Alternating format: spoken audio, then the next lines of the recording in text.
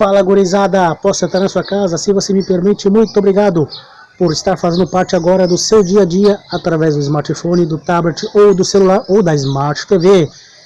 E eu disse para vocês que teremos novidades aqui no nosso canal, é ou não é? Então, eu estou trazendo a primeira para você. Hoje, a partir de agora, você vai acompanhar o Cara a Cara com... Sempre teremos um convidado onde nós iremos conversar sobre vários assuntos com eles. E o nosso primeiro convidado é o Frei Lucas de Melo Pires, que é frade carmelita aqui da cidade de Eldorado do Sul, no Rio Grande do Sul. Ele conversou conosco sobre a sua vocação, sobre a sua vida desde pequenininho até o momento que ele está hoje, onde ele é quase um padre. E também ele falou sobre outros assuntos, também deixou uma mensagem de esperança sobre o dia de finados. Isso tudo você vai ver agora aqui no nosso canal Nelson Goulart. Eu vou pedir para você já ir se inscrevendo. Se você não é inscrito, se inscreve no nosso canal, toque o sininho, comente, compartilhe. E claro, deixe o seu like, que é muito importante, assim o YouTube vai entender que você gostou do vídeo e vai começar a distribuir para mais pessoas. Então, faça todos esses passo a passo, você estará me ajudando muito. E lembrando que esse vídeo tem o apoio de RS Sunet, a melhor e mais rápida internet e fibra ótica de Eldorado do Sul, Guaíba, Viamão e Porto Alegre.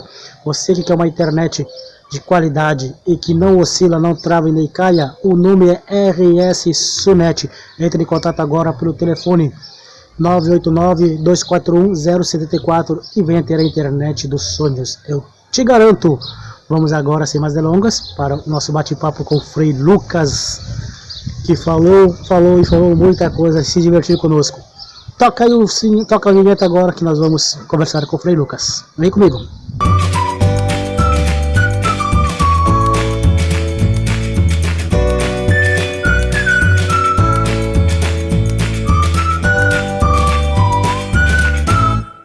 Bem, então hoje estamos aqui com o nosso amigo Frei Lucas. Está tudo bem, Frei? Tudo bem, graças a Deus. Olá a todos que estão em casa nos assistindo. Bom, Frei, primeiramente eu gostaria de conversar com o senhor hoje aqui no nosso programa, estamos estreando.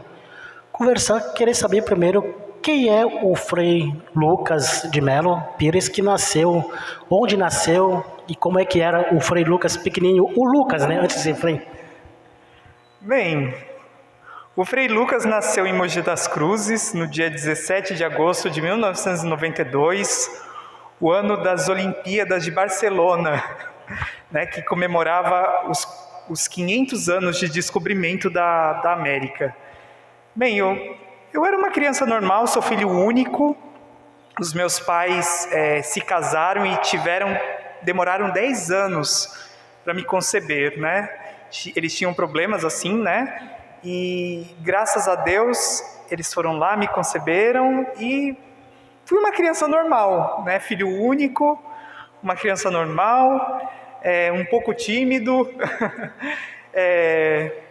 mas minha mãe sempre religiosa, ela sempre me levava às missas e eu tinha muito prazer assim em poder acompanhá-la, gostava de ir à igreja, ver o padre celebrar a missa. Então, desde pequeno eu já tinha uma paixão, assim, podemos dizer,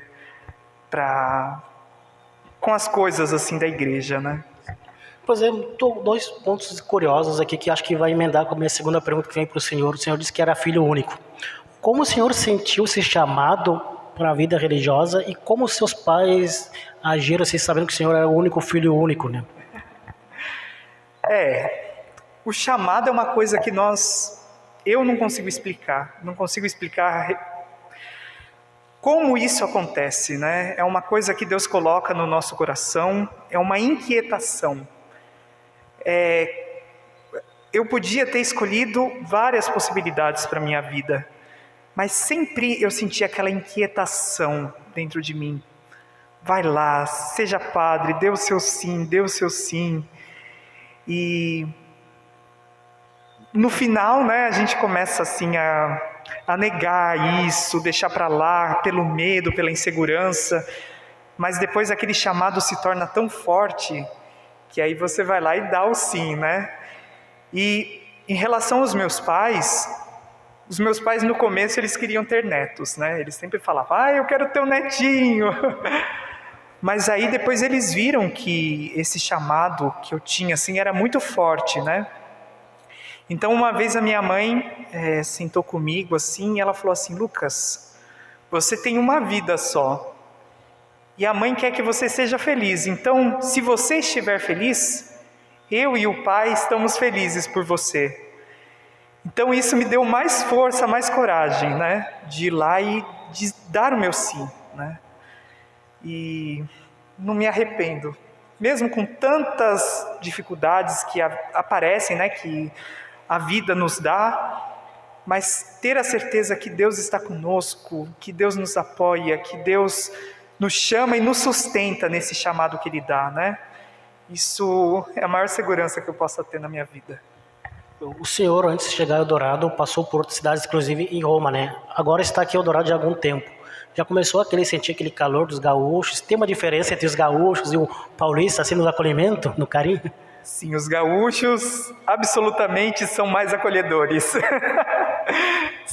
Nossa, desde o primeiro momento que vim aqui, e ver o sorriso das pessoas que me acolhiam, o novo Frei está aqui, a felicidade. Nossa, eu estou me sentindo muito bem acolhido realmente. Nossa, é uma felicidade tão grande, que é uma maravilha que Deus deu para mim, que às vezes eu pergunto, será que eu mereço? Mas eu estou muito feliz aqui, realmente. E já está se acostumando com os ritmos assim dos gaúchos, a cultura, o chimarrão, o churrasco? Com certeza, o chimarrão, meu Deus do céu, ô coisa boa! Chimarrão é uma coisa que eu toda tarde, né, final de tarde, eu vou lá e faço meu chimarrão. Aprendi com a dona Suzana como fazer, e aí eu fui lá e fiz, e agora eu estou fazendo sempre. É uma delícia o chimarrão, além do churrasco, né? Oh, meu Deus! Oh, Senhor, sem comentários, é bom demais. Mas agora eu vou botar o senhor contra a parede. Nesse período aqui já decidiu o Inter ou Grêmio? Ainda não. Então tem tempo ainda, né? Tem tempo. É. Mas agora então nós vamos falar um pouquinho mais sério agora. Amanhã, terça-feira, dia 2 de novembro, nós teremos o dia de finados. É uma tradição que a igreja tem de rezar pelos defuntos fiéis, né? Então eu gostaria que o senhor falasse um pouquinho sobre esse momento que a igreja celebra, onde as pessoas vão até o cemitério, o Campo Santo lá, visitar os seus entes queridos que já partiram e levam flores, né? Qual a importância de fazer essa visita nesse dia? Bem, eu acho que a importância toda de visitar os mortos no cemitério está no nosso próprio credo, na profissão de fé que nós rezamos todos os domingos, na missa que nós rezamos nos nossos terços, né? Creio na ressurreição da carne. Para o cristão, não existe separação entre carne e alma. Muitas ideologias, muitos pensamentos, muitas religiões fazem essa separação e dizem, inclusive, que a carne ela não vale nada, é só como se fosse um presídio da alma. Mas para o cristão não é verdade. A carne, ela tem o seu valor para nós, porque o homem, ele é constituído de corpo e de alma. Se o corpo não fosse tão importante, será que Cristo teria se encarnado no meio de nós? Ele assumiu a nossa carne, ele assumiu a nossa condição. Então, por causa disso, a religião cristã sempre valorizou o corpo como parte do ser humano. E nós acreditamos que assim como o corpo de Cristo, depois da sua morte, ressuscitou, o nosso corpo também ressuscitará com Cristo. São Paulo diz isso nas suas cartas, né? Então, quando nós vamos lá no cemitério e visitamos os corpos das pessoas que amamos, nós estamos justamente, como posso dizer, confirmando esta fé. Que aquele corpo que serviu como morada da alma daquela pessoa durante o tempo que ela viveu neste mundo, aquele corpo ressuscitará de novo. Como será essa ressurreição? Não sei.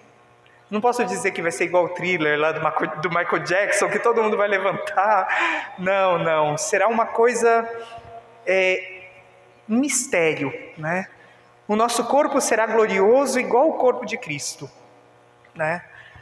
Então, e foi interessante, o tempo que eu estive em Roma, nós visitamos algumas catacumbas, né, dos cristãos. E é muito bonito que os cristãos enterravam seus mortos e eles iam de vez em quando lá visitar, levavam uma flor, uma vela, principalmente os mártires, né? Que foram aqueles que morreram por causa de Cristo. Então aqueles, principalmente, os cristãos iam lá, diante do corpo rezavam, né? Pediam a intercessão daquele mártir que morreu, e diante daquele corpo era como se fosse a presença do mártir ali, né? Então, por tudo isso, o ser humano, como corpo e alma, nós vamos ao cemitério e fazemos essa prática de visitar os corpos. Uma coisa também que me chama a atenção é que a Igreja Católica acho que é uma das poucas ainda que se reza pelos falecidos, não importa a quantidade de anos, né? Por exemplo, esse tempo teve um bisneto que pediu para rezar por um bisavô que ele nem conheceu, que fazia 50 anos que havia falecido.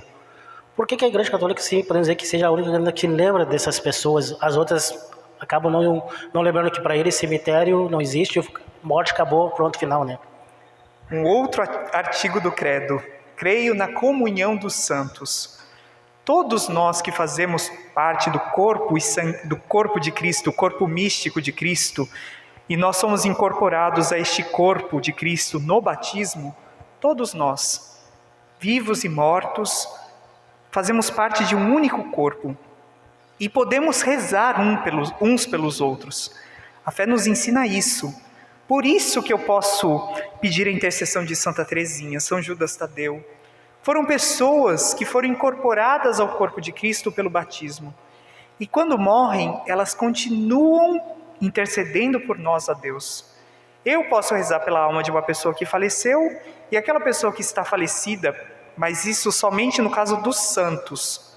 Os santos que já estão na glória de Deus, já alcançaram o céu, podem interceder por cada um de nós.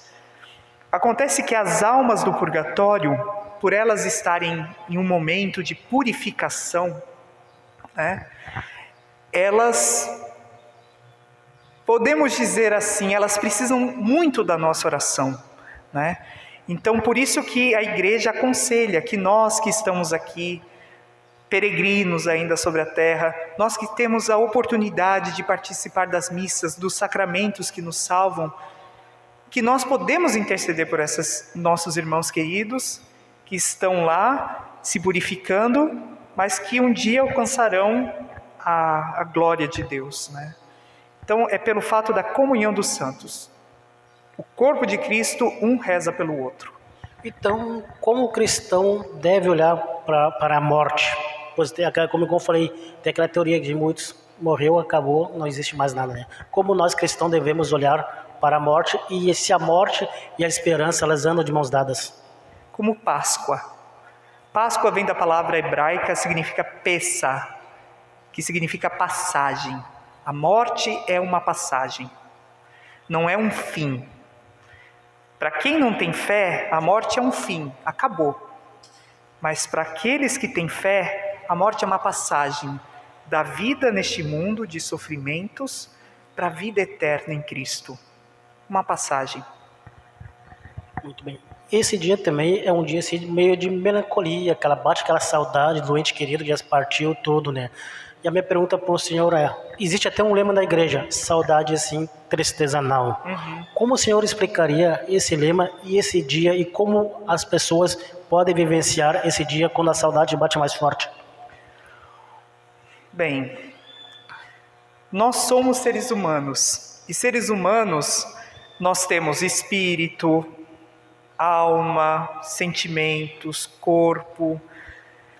E a nossa psicologia, nós temos o momento do luto, né? Então, todas as vezes que nós perdemos alguma coisa, nós passamos pelo luto.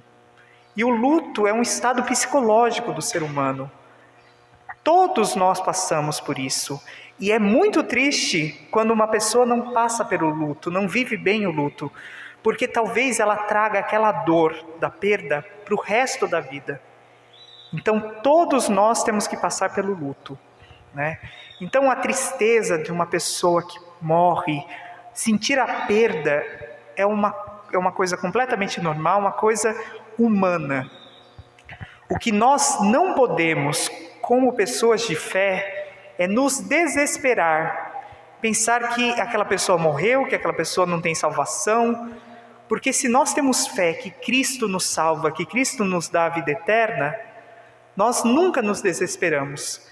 Eu acho que o cristão, a virtude do cristão que deve prevalecer sobre a morte é a esperança. Então eu morro, no caso a pessoa que eu amo morre, eu sinto a perda, eu sinto a tristeza, porque é humano, mas eu tenho a esperança que aquela pessoa vai ter a vida eterna, que aquela pessoa está junto de Deus, e que aquela pessoa, porque está viva com Deus, nunca vai me deixar, porque o amor, ele ultrapassa a morte. O amor é algo divino, o amor vem de Deus. Então não é porque uma pessoa morre que o amor dela por mim, o amor meu por ela vai se perder. O amor é eterno, porque Deus é eterno e Deus é amor. Muito bem. Então agora, vou dar uma pausinha, depois de volta de novo para esse assunto, porque antes agora eu quero fazer assim uma brincadeira com o Senhor. Vamos rodar a vinheta agora do Já ou Nunca.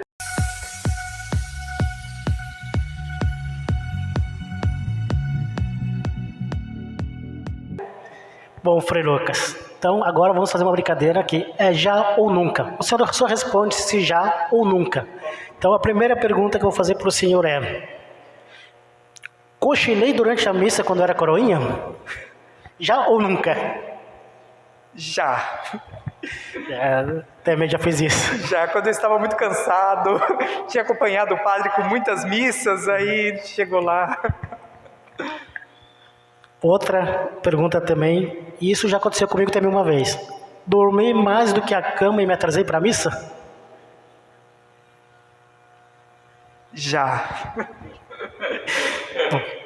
Esse aqui eu também já aconteceu comigo. Quando o coroinha, ao separar as partículas ainda não consagradas, a consumia? Meu Deus, já! Eu fazia assim, uma para o padre e uma para mim. Duas para o padre e duas para mim. Nelson, tenha piedade de mim, Nelson. Outra. Já pegou no sono ao rezar uma das dezenas do terço antes de dormir? Estava rezando Ave Maria, cheia de graça. Que eu me lembre, não. Eu sempre termino o terço. Bom, essa eu já acabei dormindo uma vez. Mas eu até brinco que eu digo que eu dormi no colo de Maria. Pelo terço eu me salvei. Bom, então agora, Frei, para terminarmos, queria que o senhor nos deixasse uma mensagem para todo o povo de Eldorado do Sul, principalmente para aquelas 137 famílias que perderam algum ente querido com essa pandemia que nós estamos vivendo, né? E no momento também temos 31 pessoas com o vírus aqui na nossa cidade. Então que o senhor deixasse uma mensagem de esperança para eles continuarem nessa caminhada e nesse dia que é o dia da saudade, né? Como a igreja diz, saudade sim, tristeza não. Bem, a minha mensagem de esperança é que não perquemos nunca a esperança, porque a nossa esperança vem de Deus, não vem de um homem, não vem de um partido, não vem de uma promessa de qualquer pessoa. A nossa esperança como cristãos vem de Deus. E o que mais dizer? Deus é tudo na nossa vida. Deus é tudo, tudo, tudo. Então, se nós esperamos nele, nada pode nos faltar. Ele é Deus. Não percamos a nossa esperança. Não tenho mais palavras para dizer. Tá, então, obrigado ao Frei Lucas que aceitou esse convite de estar aqui hoje, inaugurando esse nosso novo programa. E você que assistiu, se gostou, se inscreve no nosso canal, toque o sininho e deixe o seu comentário e compartilhe esse vídeo para que a mensagem do Frei Lucas chegue a mais pessoas. Obrigado, então, Frei Lucas. Obrigado você, a todos de casa. Muito obrigado pela paciência. Então, um forte abraço a todos.